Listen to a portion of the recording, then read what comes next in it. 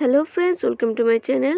আজকে B.Ed third semester learning design সম্পর্কে আলোচনা করব। মেথড পেপার হচ্ছে কমার্স। আজকে যে বিষয়ে আলোচনা করব তা হচ্ছে কারবার শিক্ষণ অর্থাৎ বিজনেস স্টাডি। প্রথমে বিদ্যালয়ের নাম লিখতে হবে, যে বিদ্যালয়ে আপনারা প্র্যাকটিস টিচিং করেছেন। তারপরে শ্রেণী লিখবেন। আজকের শ্রেণী হচ্ছে একাদশ, সময় হচ্ছে 45 মিনিট। শিক্ষার্থী শিক্ষিকার নামের জায়গায় আপনার নাম বসাবেন।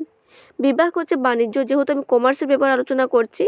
তারপর বিষয় লিখবেন, একক লিখবেন, উপ একক লিখবেন, আজকের পাঠ লিখবেন। আজকের পাঠ হচ্ছে বিধিবদ্ধ কর্পোরেশন এর বৈশিষ্ট্য, সুবিধা ও অসুবিধা। তারপরে শিক্ষণের লক্ষ্য বা উদ্দেশ্য লিখবেন। এখানে 6টি পয়েন্ট লিখতে হয়। তারপরে লিখবেন শিক্ষার্থীর বিশ্লেষণ ও প্রাসঙ্গিকতা। আজকের পাঠ থেকে আপনার শিক্ষার্থীদের কিছু প্রশ্ন করে থাকবেন।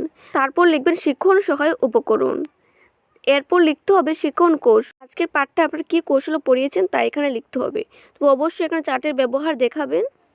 তারপর লিখবেন শিক্ষণ নকশা বা মূল্যায়নের নকশা।